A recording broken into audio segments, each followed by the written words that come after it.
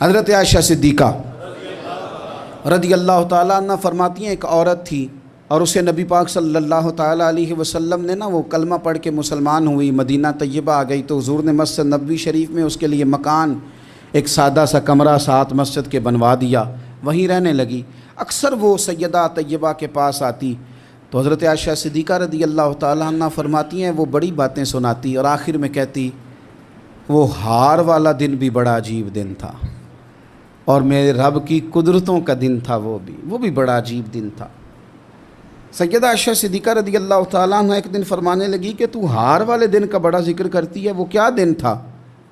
تو خاتون کہنے لگی اماں جی وہ دن تھا جب میرے رب پر بھروسہ اور مضبوط ہو گیا،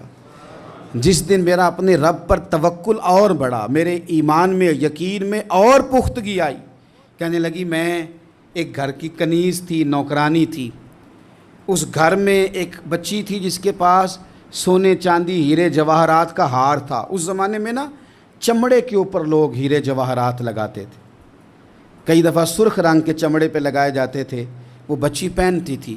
تو کہتی ہوں بچی کے اس نے اتار کے رکھا یا اس سے گرا وہ ہار تو چیل اسے اٹھا کے لے گئی گوشت سمجھ کے اور میرے سامنے اٹھا کے لے گئی۔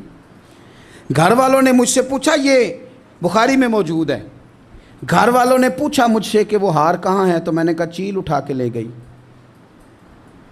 گھر میں کچھ چوری ہو جائے تو سب سے پہلا الزام کس پہ لگتا ہے؟ ملازمین پہ۔ کہتے انہوں نے مجھے بڑا مارا، بڑی تکلیف تھی، حتیٰ کہ میری شرمگاہ تک کی تلاشی لی،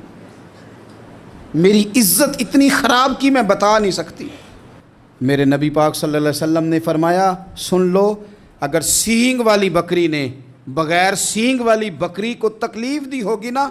تو قیامت کے دن اسے بھی بدلہ دینا پڑے گا کہ تیرے پاس سینگ تھے اور تو نے اسے مارا تھا۔ وہ خاتون عرض کرتی ہے سیدہ عائشہ کی خدمت میں کہ مجھے بڑا مارا، مجھے تکلیف دی، میں کہہ رہی تھی کہ میرے سامنے چیل لے گئی ہے پر وہ نہیں مان رہے تھے، اماں جی انہوں نے مجھے بڑا مارا۔ حضرت عائشہ صدیقہ کہتی ہیں پھر کیا ہوا؟ کہنے لگی اماں جی جب کوئی میرا مددگار نہ رہا، مجھے تکلیف دے رہے تھے، رسوا کر رہے تھے، تو میں نے اپنے رب سے مدد چاہی،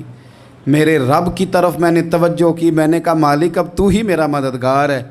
کہتی ہے وہ مجھے مار رہے تھے تو وہ چیل جو ہار لے گئی تھی وہی لے کے واپس آ گئی اور ہمارے سروں کے قریب لا کے اس نے جب اس ہار کو پھینکا وہ مجھے چھوڑ کے سائیڈ پہ ہوئے، وہ میری بے گناہی جان گئے، لیکن آپ کو بتاؤں اس دن سے میرا اپنے رب پر یقین اور بڑھ گیا۔ مجھے سمجھ آ گئی کہ جب انسان پورا ٹوٹ جاتا ہے اور جب کوئی چاروں جانب اس کا مددگار نہیں ہوتا تو رب تو ہوتا ہے نا، اللہ تو اس کا مددگار ہوتا ہے نا، وہ تو پھر اپنے اس بندے کی مدد کرتا ہے نا، پھر وہ تو توانائی دیتا ہے نا، وہ تنہا نہیں چھوڑتا، وہ تو آنسوؤں والوں کے آنسوؤں پہ بڑا کرم فرماتا ہے، وہ تو قسم پرسی میں آ جاتا ہے، اس کی رحمت بڑھ کے استقبال کر لیتی۔